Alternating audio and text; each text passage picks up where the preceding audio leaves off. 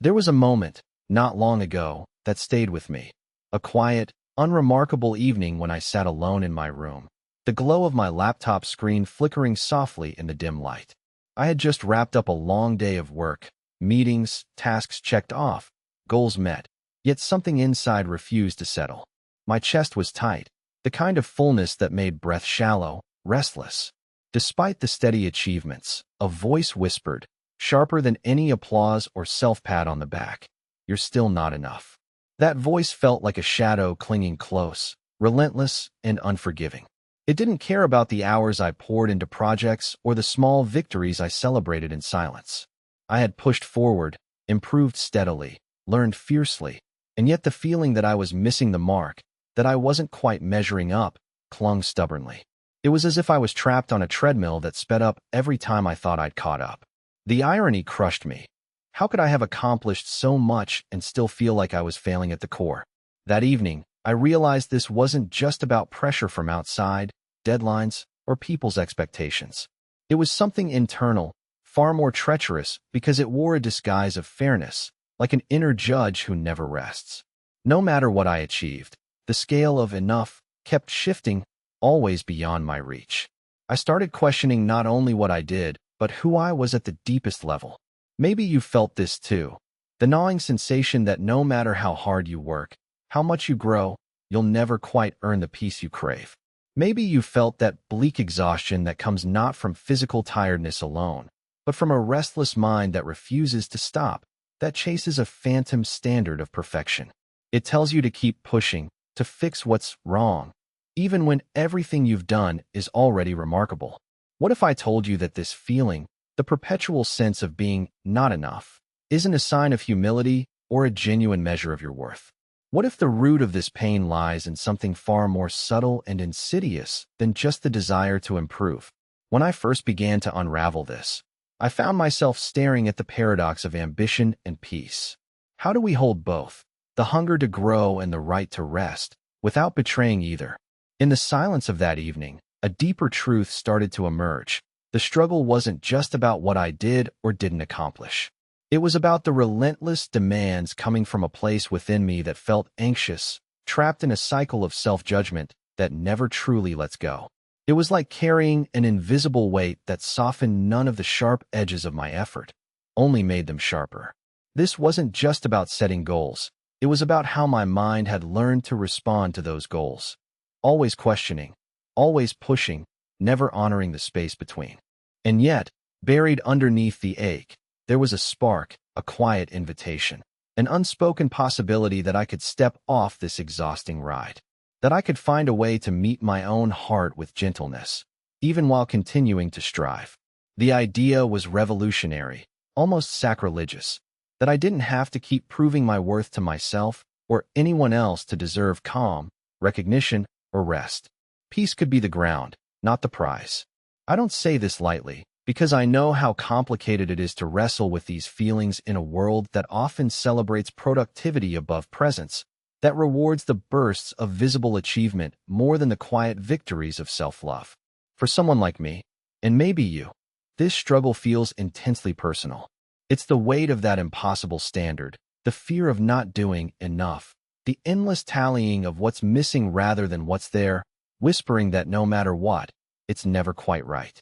As I sat there, reflecting on this, I understood that I was fighting an internal battle, a war staged not on the outside with others, but within the intricate landscape of my own nervous system. The way anxiety shapes thought, emotions, and self-perception can create a cruel judge that dismisses progress and muzzles celebration. It's a system that keeps us stuck in a loop where nothing feels finished and nothing feels fulfilling. And here's where I want you to join me. Not to dive into solutions just yet, but to hold space for this experience as real, valid, and deeply human. This isn't about fixing or minimizing what we feel, but naming it clearly, so we can face it honestly. Because until we see this pattern, we remain trapped in its grip, forever chasing a horizon that retreats the moment we move closer. So, where does this journey begin for us? It begins here, in the silent recognition of our shared struggle, that lurking voice inside us, the sense of never being enough, that weary ache beneath our efforts. It begins with the courage to say, I see you, I hear you, and I'm willing to understand where this comes from. That willingness is the first step out of the exhausting maze, a thread of light in the dense fog of anxiety. Together, we will explore the ways anxiety feeds this feeling of insufficiency, the unseen patterns that keep us trapped, and how to gently dismantle the old voices that no longer serve us. This is not a path of abandoning ambition or growth. It's about reclaiming peace as our starting point, not the reward we must earn. Because the truth is, peace belongs to us as much as our dreams do. Right now, I invite you to listen deeply to what arises inside you. The restless thoughts, the hidden judgments, the places you feel you fall short. There is no rush, no pressure to perform, only the space to witness. And as we move forward, you will find that the journey from suffocation to freedom is possible, real, and waiting for you to take that first step. There was a time when I found myself trapped in an internal whirlwind so silent and relentless that it felt like drowning without water. It wasn't loud or dramatic. Instead, it crept in through the smallest cracks of my day, an overheard comment, a glance that seemed indifferent, a fleeting thought about what could have been better. These tiny moments added layers of unease that wrapped around me like an invisible chain, each link forged by my own mind's refusal to relent. The challenge wasn't achieving more or facing external obstacles. It was the subtle, insidious pattern of anxiety weaving a tapestry of relentless expectation and harsh judgment. I recall sitting at my desk, the sun filtering through the blinds into slatted lines across my notebook. I had completed a significant project hours earlier, while my colleagues congratulated me, their smiles sincere. Yet, inside, an echo reverberated. That was okay. But what about all the mistakes you made? You could have done so much better. The contradiction was breathtaking. The planet celebrating my steps forward, and a shadow in my chest condemning every one of them. The contrast felt like being in two worlds at once, one grounded in reality, the other in a mirage crafted from fear and doubt. One afternoon, as I poured a cup of coffee, I was caught in this loop again, the invisible jury in my mind merciless. I began to liken the experience to an old movie I once saw, where the protagonist kept climbing a never-ending spiral staircase. For all the effort he put in, each step led only to another level, identical and unyielding. No matter how high he climbed, the promise of a summit remained forever out of reach. At that moment, I was both that weary climber and the voice urging me to ascend without pause, a paradox of self-command and self-erasure. The paradox deepened when I recognized how this internal force wasn't fueled solely by aspirations, but by a profound fear of vulnerability. It felt as if granting myself moments of rest or satisfaction after success would unravel the carefully constructed image I believed I needed to maintain. The idea that pausing could expose weakness became a silent treaty with my anxiety, one where relentless striving was both weapon and shield. Whenever I allowed myself to relax, the guilt would surge, like a storm breaking over calm waters, threatening to undo everything I'd achieved. It was a brittle equilibrium, maintained through constant motion. Even more revealing was the way my mind habitually reworked every accomplishment into a record of inadequacy. I remember finishing a presentation that received praise, yet my thoughts fixated entirely on the one slide where my voice wavered. Instead of savoring the win, I rewound the moment and dissected my minor stumble endlessly. It was as if progress was evaluated not by the breadth of achievements, but by the smallest perceived flaw magnified to monumental proportion. I became an unsparing examiner of my own worth, armed with a magnifying glass that only highlighted imperfections. One night, after another grueling day, I invited a close friend to share what I was experiencing. She listened attentively as I described the relentless critiquing mind, and how it left no space for pride or peace. Her response was unexpected. I see your effort, but I also see how harsh you're being on yourself. What if the judge in your head isn't there to help, but to trap you? The question lingered in the air, sparking a realization that the standards I carried were not markers of growth, but prisons built from fear of inadequacy. The anxiety wasn't pushing me toward betterment. It was chaining me in cycles that made rest feel forbidden. Pushing deeper, I explored how this ceaseless self-judgment, distorted my relationship with joy. Celebrations became muted, joy turned cautious, and gratitude felt complicated, as if embracing happiness might somehow undermine my commitment to doing more. An example surfaced when I thought about receiving a surprise compliment on my writing. Instead of soaking in the positive energy, my mind acted like a censor, questioning the sincerity, the motives, or whether it was precise enough. The emotional relief that should have followed was replaced by subtle anxiety, a whisper that urged me to downplay the praise and get back to work. What struck me additionally was the surprising link between this inner turmoil and the way I connected with others. The internal critic's voice bled into social situations, fostering a powerful sense of isolation. I would watch friends share their stories effortlessly, laughter flowing, and feel an acute distance from genuine connection because my mind spun narratives of never matching up. At times, I caught myself silencing parts of my experience or avoiding vulnerability, fearing that my perceived flaws would repel rather than attract. Anxiety's grip permeated beyond my thoughts, shaping the texture of relationships and my own sense of belonging. At one reflective moment, while walking through a crowded park on a breezy afternoon, the constant chatter in my head peeled away briefly, and I noticed the resilience woven into the small acts of being. People sharing smiles, strangers helping each other, children's unguarded laughter. It dawned on me how much I was missing by living in that relentless internal arena where progress was a battlefield and peace was a scarce resource. The world was alive with moments of ease and acceptance, but I had been too preoccupied, locked inside my mind's demanding command center. Now, consider how this applies when you face the pressure to achieve amid an unrelenting inner judge.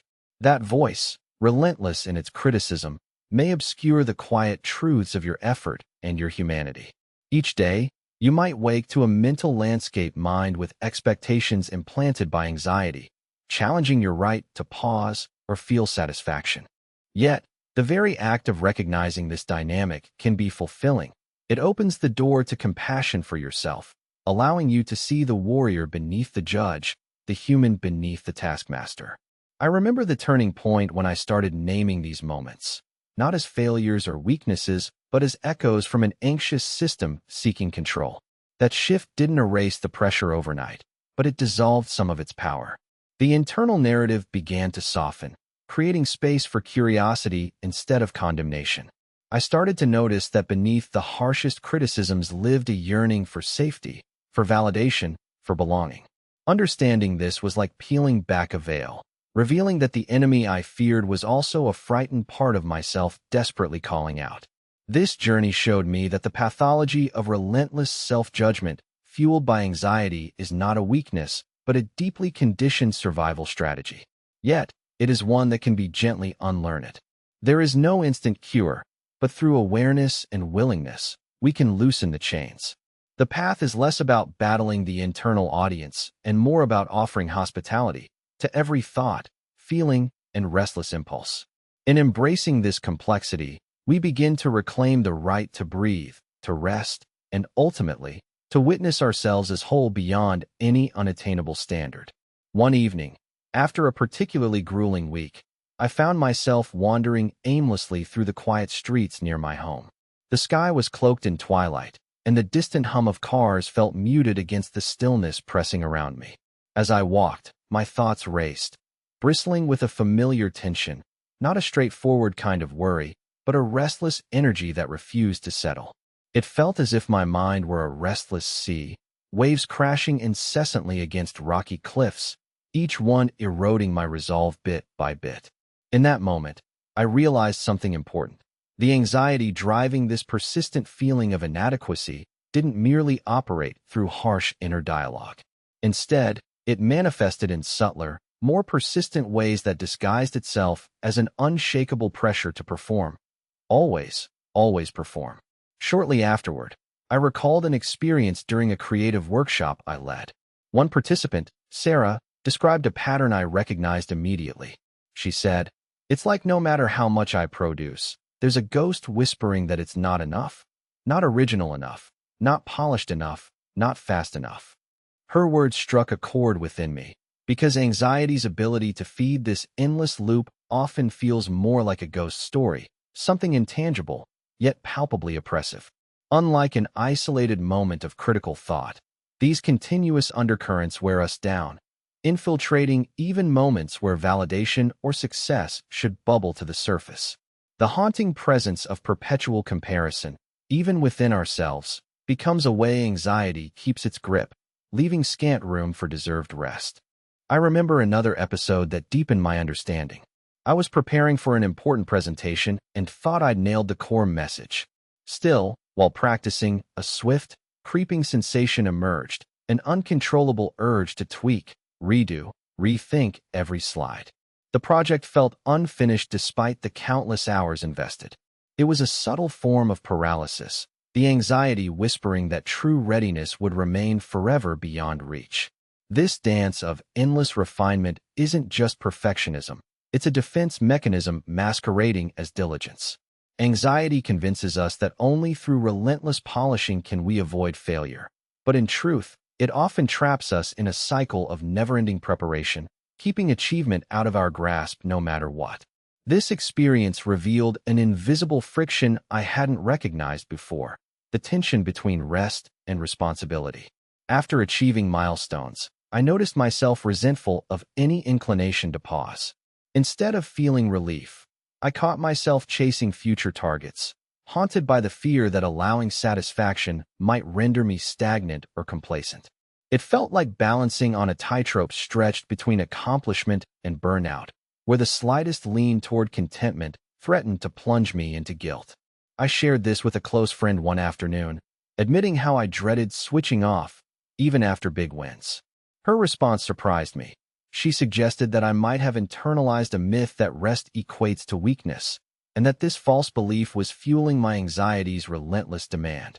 Gradually, I emerged from this web of tension by experimenting with moments of deliberate stillness, resisting the urge to fix what didn't actually need fixing. I recall one morning sitting cross-legged beside an open window, sun filtering through the leaves, a gentle breeze moving the curtains. Instead of ripping through to my next task, I let my attention rest on my breath. At first, my mind rebelled, buzzing with thoughts about everything unfinished. But with patience, a tiny crack formed in the wall of urgency, allowing a faint sensation. Peace lived underneath the noise. That fragile peace was not the reward after everything else, but a quiet state waiting to be accessed regardless of achievement or anxiety's chatter. This shift also revealed how comparison functions as a hidden architect of our insecurities. I noticed how often my measurements of success were drawn against an idealized image of others, especially in social media's curated spotlight. Watching peers showcase their highlights prompted a spike of tension as my mind scrambled to close imagined gaps in experience, skill, or recognition. Yet, when I paused to reflect further, I realized these comparisons often lacked grounded context. It was like judging a tree solely by the height of its neighboring firs without considering the unique soil, weather, or age beneath its roots. Anxiety exploits these fragmented comparisons to deepen our sense of insufficiency, creating a mirage of failure where none objectively exists. One afternoon, while journaling, I confronted another layer of this dynamic, the paradoxical pressure to appear self-critical as a badge of humility. I wrote down how sometimes I found myself downplaying my efforts in conversations or deflecting praise, partly to avoid seeming arrogant. The insidious belief that acknowledging accomplishments could inflame arrogance quietly fueled a sense of unworthiness. Instead of owning my progress, I discounted it, unwittingly feeding anxiety's narrative that I wasn't truly good enough yet. This realization prompted me to challenge the idea that humility demands invisibility or self-effacement. Authentic humility embraces both strengths and weaknesses without apology. Now consider how you might encounter similar patterns when faced with challenges. How anxiety not only fuels loud criticisms, but also sets subtle traps. Reluctance to rest, compulsive refinement, distorted comparisons, or hiding success behind modesty. These threads intertwine, each tightening the grip of feeling unworthy in ways we often overlook. Recognizing these nuanced manifestations invites a kinder, fuller understanding of our struggle and plants the seeds for building an inner environment where ambition can coexist with acceptance rather than conflict. In this complicated space, I came to appreciate that combating this pervasive discontent doesn't require silencing ambition. Instead, it calls for shifting our relationship with striving, seeing it as a dynamic, evolving dance that honors the rhythms of exertion and ease, progress and pause. This fresh perspective reframed growth as an ongoing journey rather than a relentless battle to outrun anxiety's whispers. There was a late summer evening when I sat on a weathered park bench, surrounded by the fractured light of fading sunlight bouncing off leaves. The tranquility around me was palpable, children's laughter fading into the distance, the rustle of wind teasing branches overhead. Yet, beneath this serene tableau, a different scene unfolded inside my mind, a whirlwind of doubt and urgency competing for control. What struck me most was how these competing currents didn't appear as outright criticism, but as a compulsive compulsion to constantly chase an ideal self-image, one shaped not by practical standards, but by an invisible metric I could neither see nor satisfy. This invisible tally, ticking incessantly, measured qualities like resilience, productivity, and even my capacity to connect emotionally. I realized I'd constructed a private tribunal that assessed me not only on accomplishments, but on perceived alignment with abstract concepts of worthiness. It wasn't simply a matter of tasks left undone or flaws detected. It was an ongoing appraisal of whether I embodied a version of myself deemed acceptable. I recalled countless nights lying awake, replaying social encounters, dissecting my tone, gestures, even pauses, as though trying to locate the exact moment I fell short of unspoken, unforgiving standards. These mental simulations became exhausting rituals, draining emotional energy without relief. Why did I cling so tightly to these impossible benchmarks? Examining this, I noticed a persistent pattern. Anxiety often masquerades as a need for control. Underneath the relentless urge for perfection is a deep-seated fear that if I slacken vigilance, even for a moment, everything I've built will unravel. The stakes feel enormous, as if each slip carries catastrophic consequences, even though, objectively, the risks are far less dire. This internal governor not only breeds tension, but also erodes trust in processes unfolding naturally, including my own growth or healing.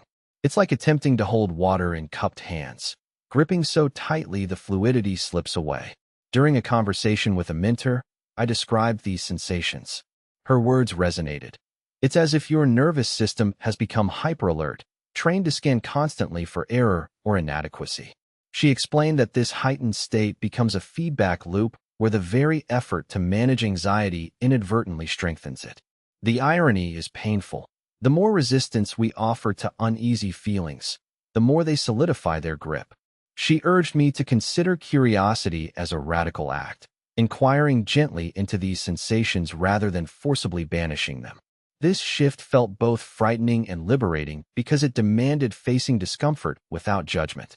One particularly vivid moment came when I caught myself mid-critique, detailing a minor mistake during a team meeting.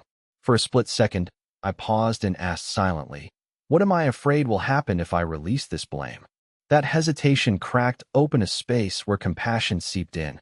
I realized much of my harshness stemmed from fearful anticipation, a dread of being seen as careless or unworthy. Recognizing this, I allowed myself to sit with that fear instead of pushing it away, feeling rather than suppressing it. This act of witnessing turned anxiety from an oppressive force into a messenger bearing important information about my vulnerabilities. Simultaneously, I became alert to how often anxiety distorts time perception, stretching moments of supposed failure into sprawling narratives of doom. An offhand comment or a perceived misstep isn't just a blip, but unfolds into endless what-if scenarios, each multiplying self-criticism like ripples across a pond. This prolonged rumination amplifies distress disproportionately to the event's objective significance. For example, I noticed how after a social miscommunication last winter, I obsessed for days over imagined judgments that most people never even considered. The experience was akin to carrying an unseen weight, continuously building with each recycled thought. Moreover, I witnessed that this internal pressure erodes spontaneity and joy. Activities once sources of relaxation or creative expression began to feel fraught with expectations. Picking up a guitar became not mere playing, but auditing. Are these notes perfect? Will someone hear my mistakes? Meals with loved ones were filtered through a lens of self-consciousness, questioning if I spoke well or contributed enough. Anxiety's tendrils seeped into intimate spaces, transforming moments of connection into subtle performances under scrutiny. This revelation deepened my understanding that the cost of chasing unattainable ideals isn't just exhaustion, but disconnection from ourselves and those we cherish. In contemplating ways to move forward, I discovered the power of radical permission, granting myself the right to be imperfect, fully and unapologetically. I imagined this as breaking the relentless speedometer dial in my mind that perpetually measured and judged, allowing me to slow down and savor lived experience without the need to quantify its value.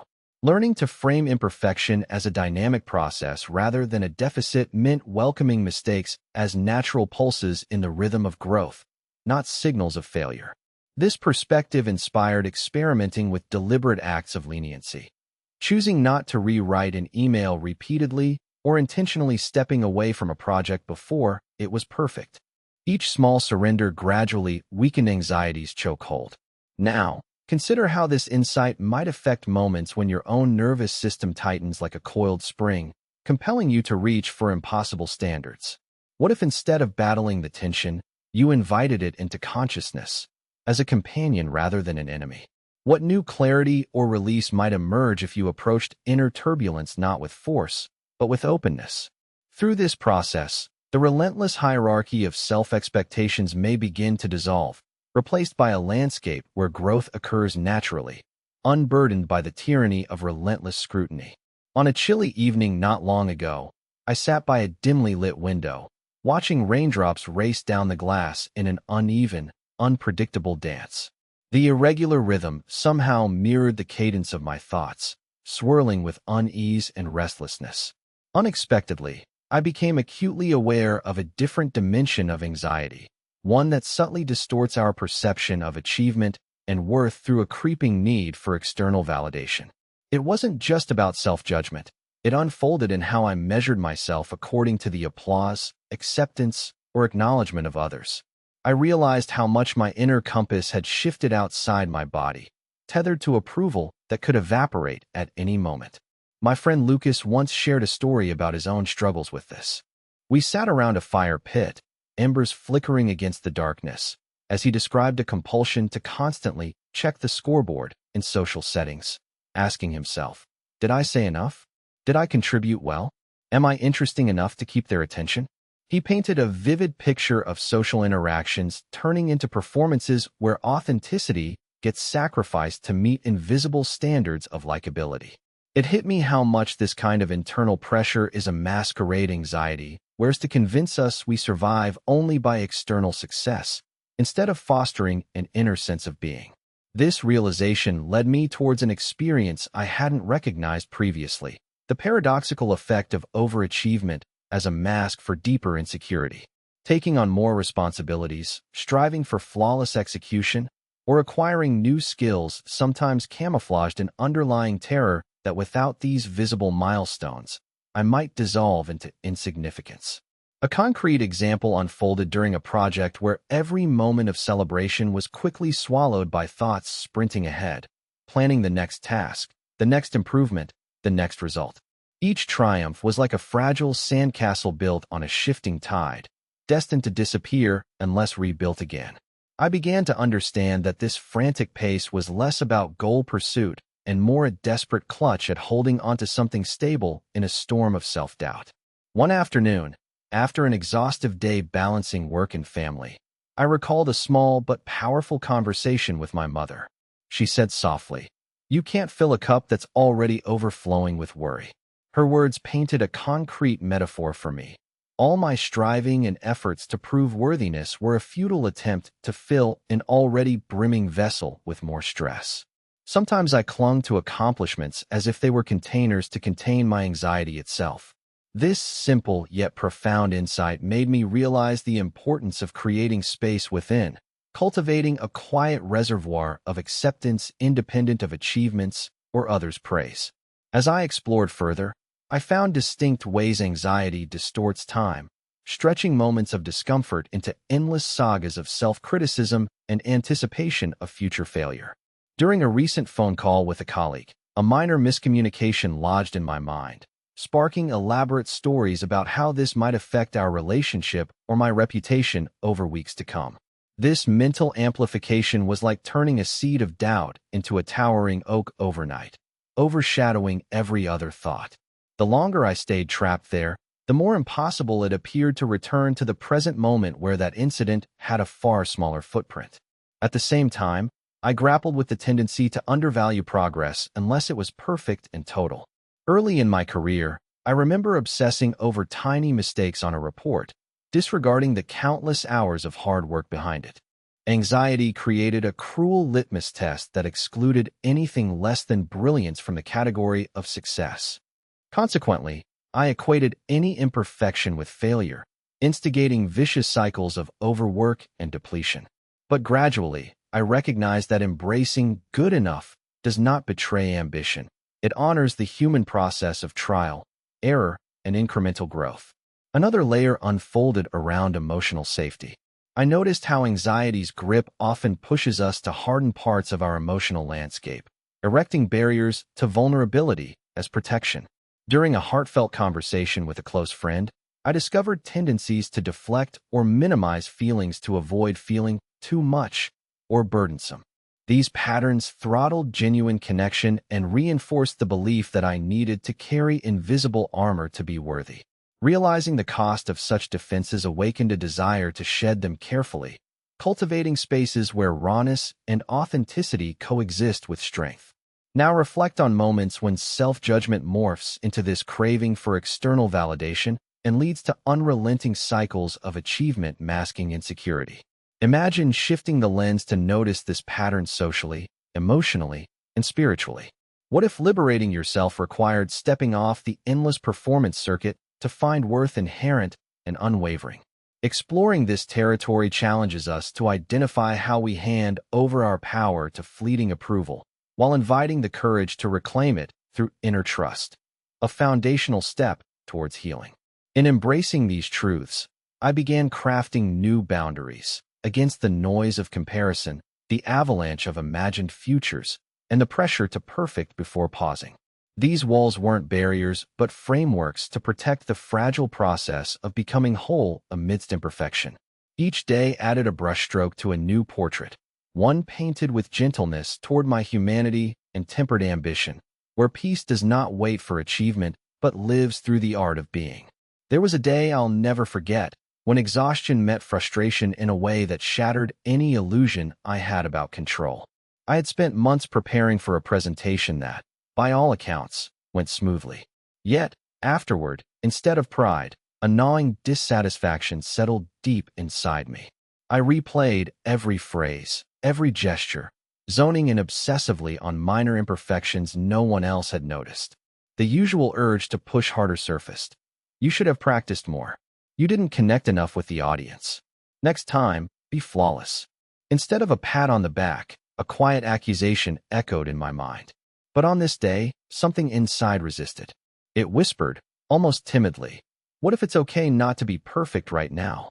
That fragile question sparked a battle between ingrained demands and the seed of self-compassion. Rather than succumbing immediately, I allowed myself a pause, a brief, trembling break in the cycle. This hesitation revealed feelings I had avoided: shame, fear, doubt intertwined with hopes for acceptance. I realized perfectionism wasn't just a high standard. It was a fortress built to shield me from vulnerability, from the sensation of being seen fully, cracks and all. The more tightly I clung to that armor, the more isolated and exhausted I became. Accepting imperfection felt like stepping into a vast, unfamiliar wilderness, uncertain if I'd find my way. Yet in that uncertainty, something unexpectedly expanded. It wasn't weakness, but a subtle freedom, a release from the chains of never meeting an impossible ideal. One afternoon, sitting by a lakeside, I watched a small bird settle into a nest constructed with twigs that didn't fit together neatly. The bird didn't wait for perfection before resting. It embraced the imperfect cradle as enough, as safe. This sight stirred something profound within me, a reminder that life often grows in spaces shaped by improvisation and acceptance, not flawless preparation. I realized I needed to nurture my own capacity for that kind of acceptance, allowing myself to rest in the nest of who I was, even if incomplete or flawed. In conversations that followed with friends, I heard echoes of my struggle expressed in different ways. One friend confessed she felt trapped by impulses that drove her to constantly rewrite emails and delay sending them, afraid that any imperfection would spell disaster professionally. Her story deepened my understanding of how anxiety morphs into an internal editor, undermining confidence and peace. It's not just about doing better. It's about fearing that anything less than perfection will expose our hidden demons. That fear keeps us frozen in cycles of overwork and self-reproach, gradually draining the vitality out of our efforts. Another companion shared moments when relaxation felt almost forbidden, as if pausing equated to surrendering control. She described racing from task to task, haunted by the conviction that rest would invite failure. This mindset, I realized, isn't a measure of ambition but a symptom of anxiety's clever design, to convince us that peace and progress cannot coexist. The idea that peace could be the foundation instead of the finish line became a radical notion, reshaping how I understood growth itself. One quiet evening, while writing in my journal, I caught myself rushing through thoughts, racing to fix worries or plan ahead compulsively. I stopped mid-sentence and experimented with slowing my pen down, deliberately savoring each word. Suddenly, the act of writing transformed from a chore into a meditation, a space where urgency dissolved and I encountered a gentler rhythm. This practice didn't erase anxiety's presence, but it gave me a tool to step out of its grip momentarily and reconnect with a calmer self beneath the surface turbulence. Now, consider how you engage with moments when imperfections surface, when mistakes or flaws provoke a surge of inner critique or an urge to hide. What if instead of immediately correcting or suppressing these experiences, you allowed space for them to exist without dismissal? What feelings might emerge if you embraced your humanity with curiosity and kindness, rather than defensiveness? Inviting this openness can begin to unravel the tight coil of constant should and must, replacing it with a rhythm more natural and humane. Through these encounters, I discovered that embracing vulnerability does not undermine strength, but enriches it. The courage to face oneself honestly, without pretense or armor, opens pathways to authentic resilience. It's a journey fraught with discomfort, but also ripe with possibility. For peace to grow alongside ambition, for rest to nourish further effort, and for self-acceptance to become the ground from which bold living springs. Reflecting on this journey so far, I find myself standing at a crossroads, where the threads we've unwound begin to knot together in ways both intricate and profound. The terrain we've navigated is not a smooth path.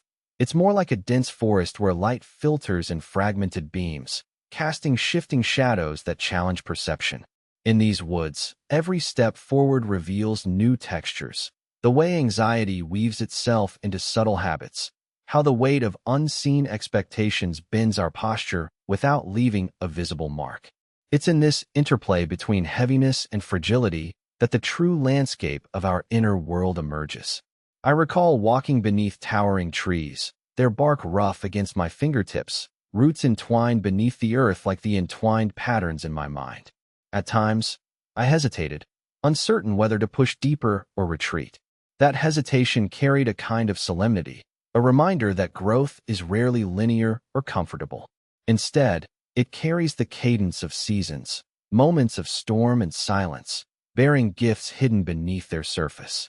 As I moved through these internal woods, I noticed how certain impulses, once sharp and punishing, softened when met with quiet awareness, like frost melting in early morning sun. The very act of witnessing this turbulence altered its shape, molding it from an untamed wildness to a contour I could begin to inhabit. In those hours of solitude, I found dialogue opening within me, a conversation between tension and relief, ambition, and acceptance. They seemed locked in an intricate dance, each influencing the other with subtle shifts in rhythm. At times, it felt as though I was learning a new language, one spoken not in words but in breath and sensation, in the pauses where thought dissolves into presence. This dialogue invited me to reconsider what it means to strive, to achieve, to be. Could desire coexist with sanctuary? Could I cradle my aspirations as gently as I would hold a trembling leaf without breaking it? The questions lingered like the scent of rain on dry soil, unmistakable and fertile for the next growth. Amid the quiet turning of these reflections, the world outside pulsed with its usual brilliance, the hum of distant traffic, the laughter echoing from a nearby porch, reminding me that life's breadth extends beyond the confines of my internal struggles. Yet, the inner landscape's vastness felt no less real, no less urgent. It pressed against me like the soft weight of dusk folding over the day, inviting a letting go of exhausted resistance. In that threshold, I realized that acknowledging our complexity does not dilute our strength. Rather, it imbues it with authenticity. Like a river that does not fight its bends but flows through them, we too can move with the undulations within, finding momentum in acceptance rather than opposition. I find it compelling that this intricate weaving, the dialogue between fear and hope, resistance and surrender, is less a destination and more a living process. It's a terrain alive with paradox, where certainty and uncertainty coexist, where the seeds of transformation germinate quietly beneath sometimes barren surfaces. In the midst of this unfolding, our awareness acts as a gentle torchlight, illuminating the shadows not to banish them, but to reveal their shape and invite understanding. That night, while sitting alone under the amber glow of a street lamp, a quiet understanding descended, a sense that peace was not a future prize reserved for perfection, but a presence beckoning me now, amid imperfection and uncertainty. I realized my pursuit had tangled me in a dense web of not-enoughs, but beyond those threads lay an untouched freedom, patiently waiting to be claimed. This freedom called for courage, not to become more or better, but to recognize my existing wholeness beneath the judgments that crowded my mind. Conversations with friends revealed they too grappled with a similar invisible pressure, a nervous system spinning tirelessly, wearing them thin with doubts and comparisons. In their stories, I saw reflections of my own struggle, yet also moments when curiosity replaced self-critique and kindness edged in where harsh voices once dominated. They shared how intentional pauses, simple acts of self-compassion, and embracing vulnerability opened unexpected doors to belonging and ease. Their journeys illuminated that we are not isolated in this experience, though it so often feels like a solitary climb. On a quiet morning, I sat watching sunlight spill through leaves onto cracked sidewalks, and I felt a deep call to rewrite the narrative I had been living. I imagined untethering myself from the invisible scorecard, releasing the impossible expectation to outdo before resting, to prove before accepting. Instead, I envisioned a way of being that honors ambition and rest in equal measure, recognizing both as vital expressions of life's rhythm. This didn't mean dimming the flame of my dreams, but tempering the fire with gentleness, allowing it to warm without scorching. Sometimes I encounter that familiar rush of inner voices clamoring for more achievement, louder and more insistent than any external demand. Yet now, I approach those clamors as an old acquaintance, no longer an enemy, but a signal bringing attention to my needs, fears, or limits. Sitting with those sensations, I no longer feel compelled to obey them blindly. Instead, I pause, breathe, and choose how to respond from a place of deeper awareness. Each time I do, I'm reminded that strength emerges not from relentless exertion, but from resilience born of acceptance. I want to invite us all to reconsider what it truly means to deserve peace. It is neither a prize to be earned by reaching a distant summit nor a luxury for after the work is done. Peace exists as an essential ground, already present beneath our striving and struggles. It is the soil from which authentic growth unfolds, the cradle that holds us tenderly, even during restless nights and unfinished journeys. Our worth is not a moving target shaped by accomplishments or others' recognition. It is a constant, underlying essence shining quietly beneath our attempts to prove ourselves. When we stop measuring our value by arbitrary standards, we reclaim the power to live fully in each moment, with all its imperfections and uncertainties. We learn that rest is not surrender, but an act of profound courage, a declaration that we are enough exactly as we are. So let us walk forward carrying this truth like a lantern in the dark, illuminating not the distance we have yet to cover, but the strength already within. I open my hands, inviting you to release the burden of constant proving and to cradle peace as the birthplace of your next breath, your next step, your next dream. In this unfolding, may we find not only the power to grow, but the grace to honor ourselves as fully whole, beautifully unfinished, and endlessly enough.